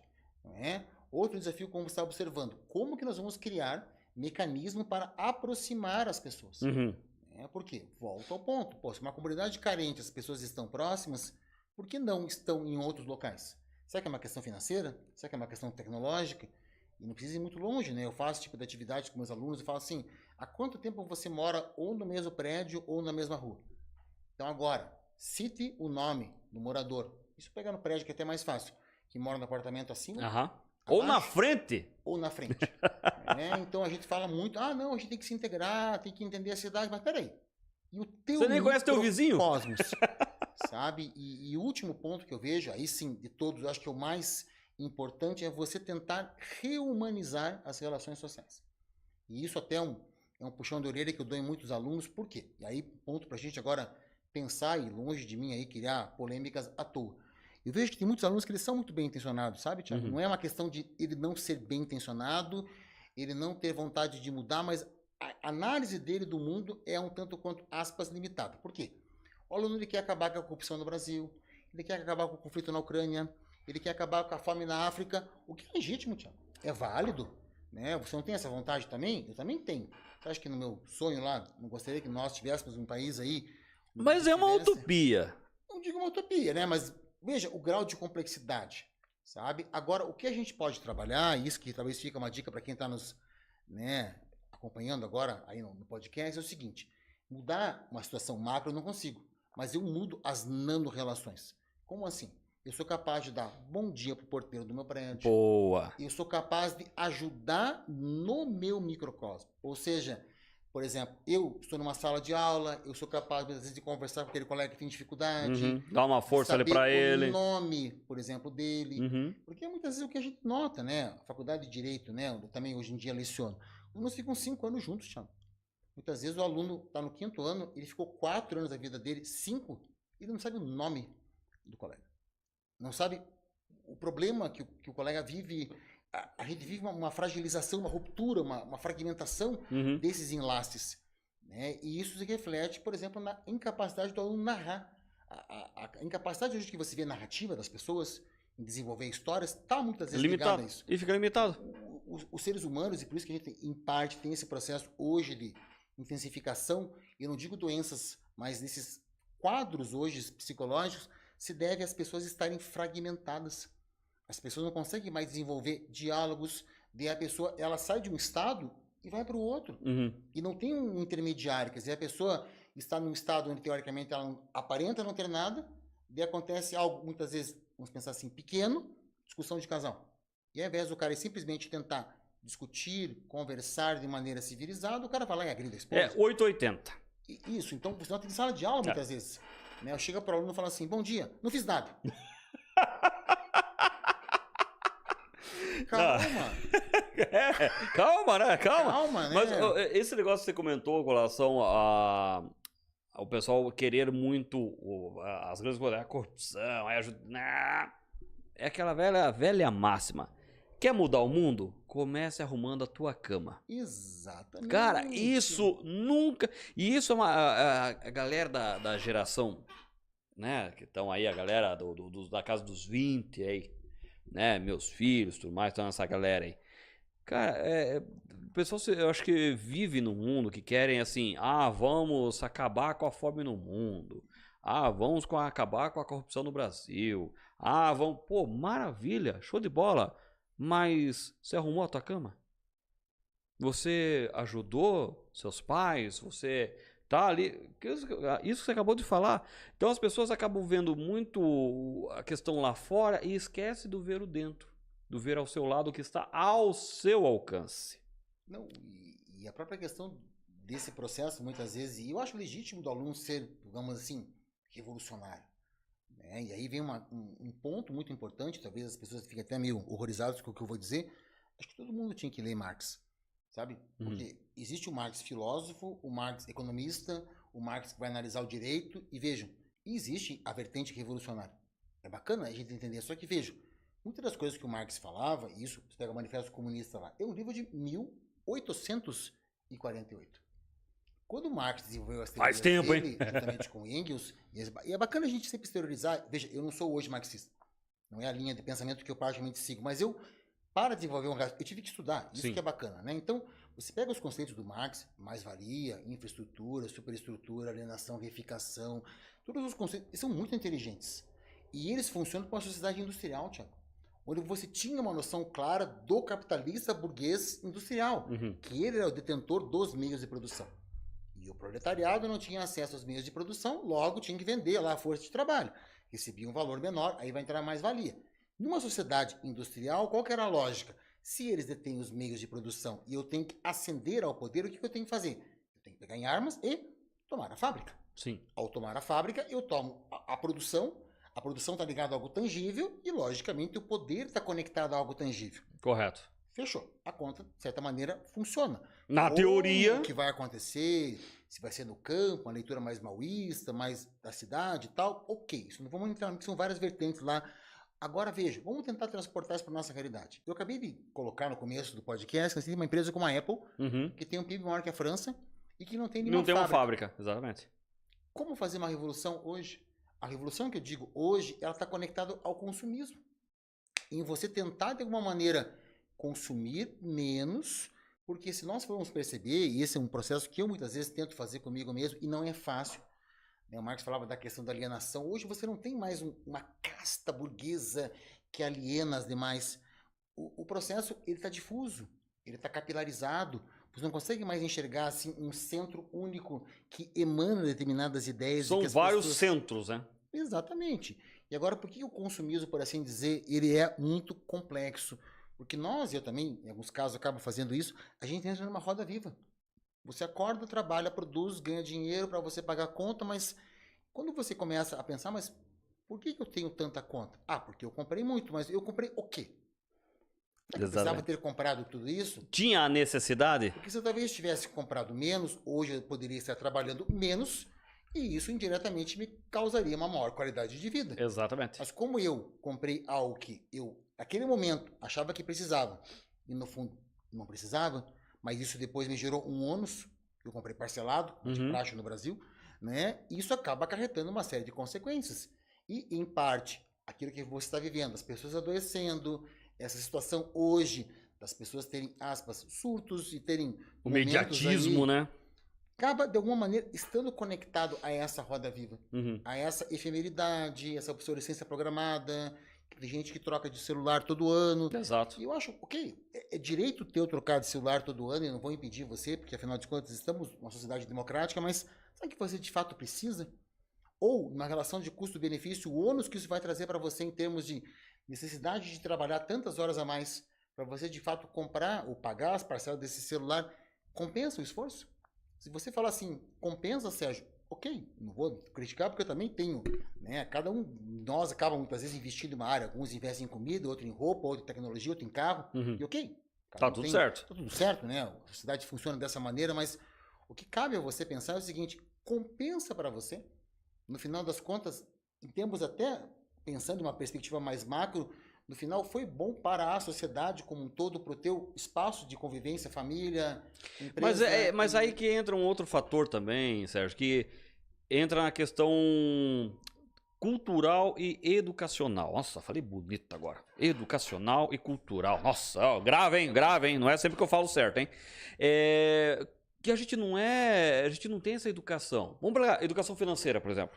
Um negócio que eu bato muito nessa tecla, inclusive agora o ano passado nas eleições municipais, eu tive a oportunidade de conversar com alguns candidatos a vereador aqui de Curitiba e até alguns a candidato a prefeito, e a gente bateu muito essa tecla com relação a dois fatores que eu falo muito de educação base, que é a educação política e a educação financeira. Temos algumas instituições que têm educação financeira, já está tendo, seja por intermédio do colégio estadual ou municipal, mas não é geral isso ainda, não é uma realidade 100%. Então a gente não tem essa educação, né, esse entendimento até justamente para poder ter fazer essa análise.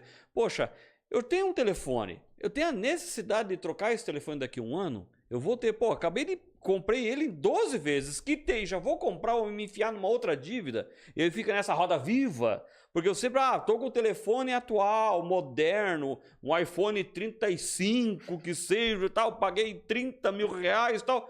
Porra, mas tem essa necessidade? Não, e a questão é o seguinte, só pra gente deixar esse tema ainda mais, digamos assim, inquietante. Ponto primeiro, preciso comprar? Ponto segundo, preciso comprar parcelado? Ok, se você chegar à conclusão que você precisa comprar, será que não vale mais a pena que você economize 6 meses e você consiga quitar boa parte dele à vista? Uhum. E quem sabe você pagar o restante, como acontece, por exemplo, com carro? Quer dizer, são 2 pontos, Thiago. Comprar ou não comprar, e o comprar à vista, porque o que as pessoas muitas vezes não enxergam, aí vai a questão da educação financeira, as pessoas não entendem juro composto. Né? Hoje, para você ter uma ideia, eu particularmente trabalho até no ensino médio, né, com os alunos lá, graças a Deus, no colégio onde eu trabalho existe esse tipo de preocupação. Maravilha no isso. contraturno, né, os alunos, né, eles escolhem essas disciplinas, o que eu acho muito inteligente. O que a gente percebe hoje no Brasil, para vocês terem uma ideia, o quão isso é grave, né, e isso dados do ano passado. Esse ano eu acabei não adentrando tão fortemente. Ano passado, Thiago, nós tínhamos aproximadamente 92% da população brasileira endividada.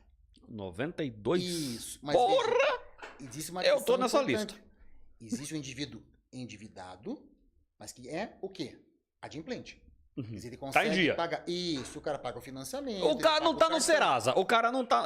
Vamos dividir lá. O cara não tá no Serasa. Isso, Pronto. porque o que acontece? A partir do que eu tenho lá uma situação, então, por exemplo, eu estou fazendo um consórcio. Para todos os efeitos, eu tenho uma relação contratual com alguém que eu tenho que pagar um valor todos os meses. Correto. Então não deixa de existir, aspas, uma dívida. Mas o que acontece? Desses 90 e poucos, 92, 70 e poucos por cento aproximadamente, então varia, tem mês que aumenta, diminui, estão inadimplentes. Estão no Aí Serasa. Estão não necessariamente no Serasa. Quando que você se torna inadimplente? Quando você já deixa de pagar 2 parcelas e está em iminência de deixar a terceira. Correto. Porque nem toda empresa, ela automaticamente vai, ela tem direito de, mas ela não precisa exercer essa situação. Uhum. Você tem a possibilidade de. Então, imagine, hipoteticamente, eu vou lá e fico devendo uma quantidade X de parcelas, é você que tem esse direito. E você pode chegar lá e falar, Sérgio, você não quer negociar? E tem empresa que faz o contrário, ela vai lá e deixa o indivíduo com aspas o nome sujo, porque do indivíduo se vê o quê? Impossibilidade de conseguir comprar mais e acaba Exatamente. negociando. Mas se você fosse pensar do ponto de vista lógico, por que não tentar? Uhum. Mas Mas hoje todo o mercado financeiro hoje ele está voltado justamente ao consumismo parcelado. O cara comprar parcelado. Porque hoje, por exemplo, se eu for numa concessionária hoje, comprar um carro, se eu for lá, eu vou comprar à vista. Para a concessionária não é vantagem. Para eles é vantagem você comprar financiado. Porque eles vão ganhar sobre o financiamento também. Exatamente, mas um percentual, né? Exatamente. E isso instituiu uma cultura de você parcelar. Quer dizer, tanto que a própria, né, o próprio empresas de marketing de luxo que em outros países não tinham, digamos, esse hábito, criaram linhas especiais para o nosso mercado, porque coisas muito, digamos assim, nossas, né? Tipo fazer vaquinha, né? Pão de queijo, são coisas muito nacionais, assim, sabe? Exato. Então isso está incrustado dentro da nossa cultura e é difícil você mudar. Né? E isso, em parte, só vai mudar quando você, de fato, tiver um processo de conscientização desde o ensino médio. Veja, o ensino fundamental eu acho muito recente ainda para a criança, ela está num processo ainda de entendimento da realidade, sabe? E eu agora, além de ser professora e além de, como eu digo, de trabalhar, porque também atuo como consultor, tem essa lenda, você não trabalha, você só dá aula. Eu, ultimamente, veja... E isso que dá aula é um baita de um trabalho, né? Isso, né? É uma responsabilidade Agora, gigantesca, né? Eu vejo agora que está abrindo um mercado bacana e, para mim, é bom, mas, por um outro lado, denota uma situação. Talvez não seja um problema ainda, mas é uma questão para a gente pensar. Eu agora, isso, fiz algumas vezes ano passado, ano retrasado, eu fui convidado a dar cursos de economia financeira em determinadas empresas. Então, acabou dando certo. Eu acabei, inclusive, lá tem uns videozinhos meus no YouTube, fazer agora meu merchan. Opa, isso aí! Também, né? Vai que... E por que isso é feito? É uma questão muito pragmática, né? Um dos colegas que me convidou, por sinal, fez doutorado, me falou assim, Sérgio, eu estou com uma situação muito grave aqui. Esse meu colega trabalha numa multinacional espanhola, né? E foi lá para a Espanha e a Espanha, naquele momento, disse para ele assim, a matriz falou assim, 2 coisas que você tem que cuidar. Questões de sociabilidade dos teus colaboradores, né? Que a gente tem que tomar muito cuidado agora, posturas homofóbicas, preconceituosas com religião, tal, o que ele, de certa maneira, conseguiu, ok? E problemas ligados a questões financeiras. Por quê? Porque isso baixa a produtividade. O cara que está endividado, ele não consegue dar uma entrega plena na empresa. Por quê? Porque é o oficial de justiça que liga, o cara chega no final do mês tem que fazer o sorteio do boleto. Exatamente. Paga o cartão hoje e amanhã já usa de volta. Porque daí o que acontece? Ele paga a luz, ele paga o telefone, ele não consegue dar conta de tudo. E isso vai deixando, obviamente, ele que está numa condição muitas vezes psicologicamente não muito estável, cara... Não vai estar focado no trabalho. A lógico. produção vai ser muito reduzida. Daí ele se briga com a esposa, que a esposa muitas vezes cobra uma postura dele, ele não consegue muitas vezes entregar, o filho cobra, Uhum. e aquilo vai deixando o indivíduo muitas vezes, né? Estressado. E é normal, porque a gente chega num ponto, e eu te falo com propriedade, porque não deixa de ser uma realidade minha hoje, né? Hoje eu tenho uma situação de contas, etc. Também não é pouca coisa. E aquela história. Todo começo, dia 10 eu sento para pagar minhas contas. Dia 10 eu pego toda a minha relação, minhas 2 planilhas. Vamos ver quem vai ser o contemplado do mês que vai ficar para frente. E todo mês eu tenho os contemplados. Então, não é fácil. Eu brinco com essa situação, mas é uma realidade minha, tudo, mas é preocupante, porque daí, assim, isso acaba impactando no seu dia a dia. Mas é que você não tem um controle, Thiago. Você tem uma planilha. Você tem uma análise de quanto está entrando. Que adianta controle, não tem dinheiro. Não, mas uma coisa é saber aonde está sangrando. Agora, eu particularmente, quando eu vou dar esses cursos, eu fiz isso 4 vezes nesses últimos momentos aí, eu sou muito sincero contigo, acho que é bacana quem está nos acompanhando, veja isso. Primeira pergunta que eu falo assim, vamos trabalhar uma questão bem sincera. Falo assim, turma, tipo Masterchef, deixa o celular do ladinho. Quanto você tem no banco agora? Nossa. As pessoas não sabem. O que eu escuto muitas vezes, não quero nem ver para não me estressar. Aham. Então a pessoa acha que se ela não ver, vai vir a fada madrinha do juro simples e vai mudar lá a dívida dela, vai cortar um juro abusivo. Cara, não vai. Aquilo vai virar uma bola de neve, que a gente sabe que é abusivo. Né? Você fez direito também, sabe disso muito bem, mas as pessoas vão se acostumando nessa vida de pagar boletos e é como se fosse uma situação de opressão e ela não consegue mais escapar. O que não é necessário. Uhum. Né? Então, veja, não que o seu quadro, nesse caso, seja o ideal, mas você não tem uma noção. Fala assim, ó, esse mês faltou X, aquele mês faltou Y, você não tem... Agora, grande parte das pessoas não tem controle Sério, algum. eu tive uma fase, há muitos anos atrás, eu parei com isso porque eu sofria com isso. Eu levava, na minha carteira, eu tinha um bloquinho, vou tomar um café, eu anotava. Na época que não tinha Pix, não tinha nada, não era smartphone, celular, não tinha nada. Eu anotava, eu gastei R$2 com um cafezinho, eu anotava. Aí todo mês, isso quanto as minhas pessoais, eu planilhava tudo, falei, nossa cara, eu gastei tudo isso de cafezinho, de cinema. Mas só que daí pra mim, poxa, aquela história, a gente faz uma análise, a gente faz uma análise errada também. Naquele momento eu fazia uma análise errada, que pra mim eu via aquilo como gasto. Só que na verdade, poxa, não foi um gasto, foi um investimento que eu trouxe uma qualidade. Pô, fui num cinema na época com minha família, com a minha ex-esposa, meu filho, minha filha e tal. Eu fui fazer uma viagem. Poxa, eu fiz um lanche. Mas aquilo me resultou um momento agradável. Então tem o contraponto. Só que eu só analisava aquilo lá o quê? Como uma despesa. Então aquilo me fez mal até um momento eu falei, não vou mais fazer isso. Hoje, claro, eu tenho as minhas planilhas, eu tenho 2 planilhas que eu gerencio, só que são contas específicas. Que se eu for colocar no lápis, tomei um cafezinho hoje, tomei um energético, cara, aí complica demais o negócio. É que tem um ponto ainda, a gente, enfim, colocar isso de maneira muito subjetiva. O que é gasto e o que é investimento. Então faz um certo sentido. Pô, eu vou pagar a mensalidade da universidade. É um Investimento, conhecimento. Lógico. Vou pagar a mensalidade de uma academia. Investimento, qualidade de saúde. Exatamente. Vou fazer uma viagem com a família, né? Agora, acabei de... Tigrinho. Vou jogar no Tigrinho. Investimento. Vou jogar no Tigrinho. Tenho lá 300 sobrando na conta. Vou jogar no Tigrinho. Perdeu tudo. Investimento errado. É engraçado, né? Eu, agora, praticamente ano passado, eu acabei gravando um curso até para um cliente de fora do Brasil, porque agora vai entrar ele quer pegar justamente o segmento de classe B no Brasil para investir em criptomoeda. Olha que interessante, né? Daí, acabei sendo contratado criptomoeda pra tá fazer muito isso, em né? alta, por sinal, hein, cara? E o que acontece, né? Ele, particularmente, né? Eu fui lá, gravei a aula e tal. É como se fosse... Essa empresa, ela vai trabalhar algo muito inteligente hoje, que é o marketing de conteúdo. Ela não vai chegar para você e falar assim, Thiago, venha fazer parte da minha carteira de clientes para você investir em criptomoeda. Não. Ela vai trabalhar uma educação, primeiramente, financeira, dentro do que é um criptoativo. Então, se precisava de um professor, eu fui lá e fiz isso para eles, gravei o curso, tudo certinho e tal, fui lá, estudei, ok. E ao final foi muito interessante, por quê? toda a gravação foi acompanhada pelo diretor dessa empresa, que é, de fato, alguém lá, um gringo que morava em Londres, tal, ele não quis colocar o nome dele, e ok, funciona assim, a gente tem que entender. E ao final ele perguntou para mim, em inglês, né, ele falou assim, Sérgio, mas você é professor, né? Eu falei, sou, você trabalha em economia comportamental, que é uma das disciplinas que eu trabalho. Eu falei assim, você pode me explicar uma coisa? E falei, ó, vou tentar, né? O Brasil é um país bastante complexo, né? As coisas assim meio... O gringo não consegue entender como o jogo do bicho funciona também no Brasil. E funciona muito bem. Funciona muito bem. Escola de samba, por exemplo. Né? Então. Acho que tem um livro contábil lá na escola de samba. Funciona, né, Thiago? Pô, aí é uma organização que, aspas, dá certo, dá resultado. E é muito organizada. Exatamente. Daí ele perguntou a mim assim, mas veja, e ele tinha esses dados, né? Porque a empresa não vai vir chegar no Brasil à toa. Ah, não. Os caras estudam muito, com certeza. Aqui, né, a fundo perdido.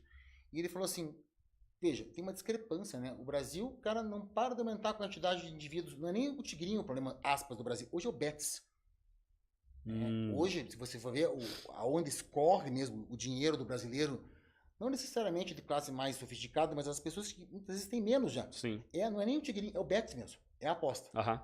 Sabe? O que a pessoa enxerga aí, logicamente, como investimento, que na prática sabe que não é, mas ok. E aí ele perguntou a mim, veja, por que a pessoa aqui no Brasil considera o Betis um investimento e a criptomoeda arriscada? Não faz sentido, né? Se você pudesse dar uma explicação para mim. E aí eu falei, olha, tem uma cultura da questão da contravenção, que vem desde a época do jogo do bicho, tem uma informalidade, a criptomoeda ela tem um ar de distanciamento, que é uma coisa que não é para mim, é igual ao mercado de ações.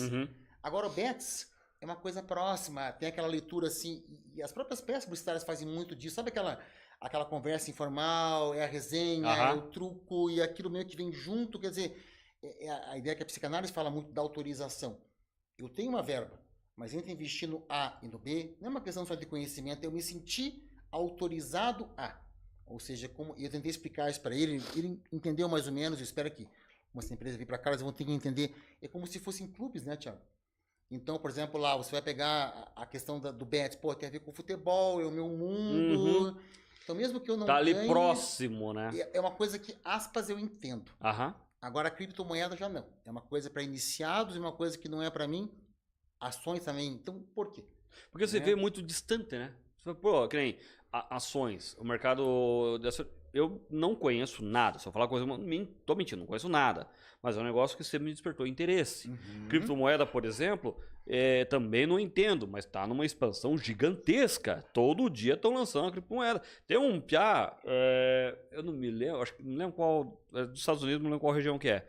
Ele pegou o dinheiro emprestado dos pais, criou uma criptomoeda, e menos de 48 horas o piá já tinha faturado uma grana gigantesca. Então, quer dizer, pô, um troço e falei, cara, né, um mercado muito interessante isso. E aí você pega as ideias que vai jogar lá com relação a apostas esportivas. É que deixar próximo. Porque o esporte é a nossa cultura, o futebol é a nossa cultura, é o nosso dia a dia, é a pelada no final de semana com os amigos, é você vestir a camisa do teu time, né? Então, pô, tem aquela emoção envolvida, aquele sentimento e tal. É algo muito mais palpável, tá ali junto. E aí é onde que realmente é o dinheiro que vai embora. Exatamente. Né? Que é um investimento iludido, né? Exatamente. Então, enquanto você não mudar esse mindset, como eu estava te colocando, infelizmente a tendência das pessoas é continuar o quê? Novamente, o problema não é você estar endividado. Pega os Estados Unidos, pô, lá você tem financiamento de casa de 30 anos, ok. Ninguém vai ter um prejuízo de longo prazo por conta disso. Mas existe uma leitura de você já ter um valor guardado certinho, bacaninha. Por exemplo, quando você financia lá a tua educação superior, mesma coisa. Se você vai ter um retorno, ok. A questão central é o seguinte, a inadimplência. Ok, ela aconteceu, não adianta você fechar os olhos. Não é você ficar achando culpado. Isso que é um erro da nossa cultura. Lembra quando o Brasil perdeu lá do 7-1, lembra? Qual que foi a nossa situação primeira? Quem é o culpado? Cara, por que a Alemanha ganhou? Porque no ano anterior, lembra que a Alemanha foi derrotada, acho que nas oitavas, né? Se não me engano, foi. Foi. Então, o que acontece? Isso existe lá, tem uma entrevista, até com o Matheus, aquele que veio depois ser técnico do Atlético, lembra? Ele falou assim, na cultura alemã é o seguinte, não existem culpados. A gente não atingiu o resultado. Ok, não está na hora de você gastar energia encontrando culpados. Não. Porque não vai mudar nada. já acabou. O resultado já tá ali. Já, então o que a gente tem que fazer? Vamos tentar ver o que nós, infelizmente, não entregamos Uhum, e o que nós podemos aprimorar. Tanto que 4 anos depois, o que aconteceu? A Alemanha foi lá e ganhou. exatamente. No erro do Brasil. Então é bacana a gente entender. Então, nessa questão de você estar, aspas, hoje, né, inadimplente, é o seguinte, não fique procurando o culpado, se foi você, se foi teu filho, foi tua mulher, foi o vendedor. Ok, você já está inadimplente. E cada dia que você não paga, você está Aumentando. mais alto. Então, ok. Hoje, então dê uma olhada lá, como eu estava brincando, né? Não adianta ficar com medo, você tem que abrir o teu celular. Sim, tem que E aí analisar. você tem que tomar lá um chá de consciência e falar assim, cara, eu tenho que negociar isso com o meu gerente, procurar um advogado, vou tentar encontrar uma maneira, né? O próprio Banco Central hoje tem mecanismos de você, né, ver se aquilo não está excessivamente abusivo, né? Exatamente. Mas não dá para você continuar dessa maneira. Agora, o que as pessoas fazem? As pessoas fecham os olhos. E aí, e o pior de tudo é a transferência da culpa. Fico, Isso. não, mas o culpado foi É o o fulano de governo. tal, é o governo. E aí é um negócio assim que eu acho complicado isso. Dentro da minha rotina profissional, eu brinco muito assim, quando acontece alguma falha, eu falo, gente, depois a gente acha o culpado. Depois a gente mata quem tiver que matar. Vamos resolver a situação. Exatamente. Então, eu acho que isso entra muito nessa questão financeira, porque hoje você tem que pô, tá inadimplente, tá numa situação complicada, resolva o problema. Analise, busque ajuda, resolva o problema. E ali você vai tirar o exemplo, você vai tirar o que gerou você chegar naquela situação, o que aconteceu você chegou naquele momento, você vai tirar como lição, para que não venha acontecer de volta. Exatamente. Ou se chegar próximo ao mesmo motivo, opa, daqui em diante vai dar merda, você tem que segurar aqui. Exatamente. Quer dizer, ou você muitas vezes planejou algo que está muito acima das suas possibilidades, o que também é errado. Não, eu vou começar agora a economizar um monte. Não vai, é igual fazer regime. Não adianta você mudar, né, de uma situação A para uma situação extrema. Não vai conseguir. Não. Não consegue manter isso. Não, fica complicado. E outra coisa, além de você ter a situação, né, isso que eu digo, né, você tem que trabalhar as pequenas vitórias, né, quer dizer, você tem que subdividir, ideia planejamento estratégico, monta lá o OKR, né, quer dizer, você tem que ter objetivos intermediários, Thiago. Quer dizer, então, não consigo economizar 50, então economiza 10, cara.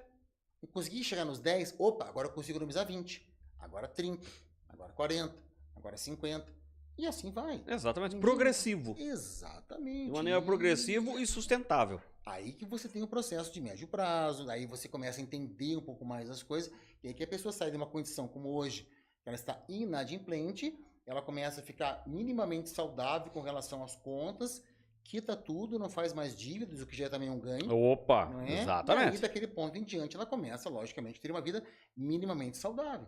E eu acho que um outro negócio bem interessante é o seguinte, que todo mundo pode se tirar isso de lição. Pelo menos eu passei muito isso. Numa fase, alguns anos atrás, do imediatismo. Não, Sim. eu não vou conseguir, imagina, vou financiar, vou guardar um dinheiro para comprar um carro daqui 5 anos, daqui 2 anos, 3 anos, é muito tempo, preciso dele agora. Imediatismo, você acaba se enfiando em dívida, aí tu faz aquela conta. Opa, e o galo cantou! Olha o galo cantou! 9,5, né? O galo cantou. Aí você pega o do imediatismo, você faz a conta do quê? Não, eu consigo pagar lá o financiamento, consigo pagar o financiamento. Só que aquele veículo ou aquela casa vai gerar uma manutenção, vai ter despesas extras, vai ter impostos, etc. E aí? Tá incluso naquela conta que você fez? Então é complicado, são N fatores aí que é uma conta difícil de fechar. Mas eu acredito o seguinte, só cabe a nós. É cada um analisar, tirar a venda dos olhos, abrir a tua conta bancária e ver, puta, como é que tá a situação? Para quem eu estou devendo, como é que tá, para que lado eu vou correr e se planejar. Hoje nós temos N ferramentas que nos auxiliam a isso, a fazer um planejamento financeiro, auxiliar. Só cabe a nós realmente correr atrás e fazer o negócio acontecer, né? Exatamente. É uma tomada de consciência, como eu sempre digo. A gente Tomada tem de consciência. Isso tanto na questão da cidade, na questão nossa, quer dizer, é você assumir a responsabilidade pelo teu próprio destino. É aquilo que o Maquiavel falava da virtude, né? Quer dizer, a partir do que eu entendo que não tem uma questão de você ser afortunado, desafortunado, não. Existem questões macroambientais que eu não controlo. Ok, mas eu consigo entendê-las enquanto forças e fraquezas. Exato. Agora, existem elementos que dependem só de mim, Thiago. Então, esses eu posso melhorar. Os que estão além da minha pessoa, eu não consigo mudar, mas eu consigo trabalhar uma questão de previsão. Exato. Mesma coisa, eu odeio morar em Curitiba porque chove. Você vai conseguir mudar a chuva? Não, então leva um guarda-chuva. Então, exatamente. Ou se muda na cidade. Exatamente, pronto. Dá pra você mudar na cidade? Não, então leva o guarda-chuva. O que está no seu alcance é fácil de resolver. O que não está, meu amigo, aí cabe simplesmente a aceitar e, enfim, não tem muito a ser feito. Deixa eu aproveitar aqui, deixa eu só mudar minha tela aqui rapidão aqui. Deixa eu colocar aqui, eu quero aqui. Deixa eu agora mudar essa outra tela minha aqui, eu quero fechar você aqui e abrir você aqui. Negócio seguinte, pessoal que está nos acompanhando aí, ó. Tá aqui na tela o Instagram do nosso querido Sérgio, o professor Sérgio aqui, ó. Dá uma olhada aí, pessoal. Siga ele, acompanha ele. Tem muito conteúdo legal aí, várias dicas aí que ele proporciona para nós aí. Então dá essa moralzinha para ele também. E é claro, para nós aqui. É óbvio, lembrando nós aqui, todas as redes sociais aqui do Papo Furado, @programa Papo Furado. Meu querido Sérgio, você vai mandar uma palavra final para a turma que está nos acompanhando aí? Fique à vontade. Agradecer a todos pelo carinho, pela atenção, agradecer o seu convite também. E, né, na medida do possível, que as pessoas, né, acho que é o recado que fica de tudo isso, né, acho que tentar, na medida do possível, mudar determinadas ideias consolidadas que você acha que só existe uma resposta e você toma isso como um sofrimento, enxerga isso como um problema e, na verdade, você tem que enxergar isso como um desafio. Boa. Né? Então, nós não temos problemas urbanos, não temos problemas, nós temos desafios. Já. Quer dizer, e os desafios eles não são difíceis, eles são complexos. Por que isso? A diferença de complexidade e dificuldade qual que é? Quando você enxerga uma coisa como difícil, é intransponível. Então eu vejo lá o Monte Everest como algo difícil. Putz, eu nunca vou conseguir passar. Agora, quando eu enxergo algo como complexo, o que eu tenho que fazer? Eu tenho que transformar o complexo em algo mais simples. Então eu tenho que fatiar aquilo, dividir Desmembrar aquilo, ele. desmembrar aquilo de tal maneira que eu possa, ao invés de pensar o seguinte, pô, mas chegar direto, né, ao cume é difícil. E se eu for tentando subdividir isso em etapas? Eu vou subir tantos metros, opa, isso eu consigo. Então eu tenho que começar a treinar. Não é da noite para o dia que eu saio de uma condição nossa, né, enquanto seres humanos, e eu consigo do nada chegar no topo. Então, pô, se eu não consigo subir o Everest, então, pô, vamos subir aqui a Graciosa. Vamos aqui no Anhangaba. Isso, quer dizer, existe um processo, Thiago. E as pessoas, por que muitas vezes elas não fazem? Porque elas pensam lá na frente, e é óbvio que se você sair de uma condição, digamos assim, hoje, você estar num patamar assim, e tentar do nada vir para cá, é impossível que aquilo dê certo. É provável. Não é? Agora, se você tiver um plano de ação, seja com dívida, seja com a cidade, seja com tudo aquilo que de alguma maneira te afeta, a chance que você tem de conseguir êxito, ou pelo menos despender uma quantidade menor de energia, dinheiro, tempo, saúde, né, que é muito importante, hoje não dá para esquecer disso, né? Paciência. Né? Acaba sendo, digamos assim, uma relação de custo-benefício, o velho e bom trader mais interessante, mais otimizado. Sim. Né? E a gente sofre menos e acaba vivendo melhor. Acho que esse é o grande recado. E olha aí, um negócio para aproveitando essa dica que você deu, esse grande recado para nós, é aquela história. Meu amigo, então a gente só almeja, a gente só vê ali o objetivo, né? A gente tá aqui no ponto A, a gente só vê o ponto B. Meu amigo, tem todo o trajeto. Curta o trajeto, curta o caminho, curta a viagem. O destino tá lá, mas curta a viagem.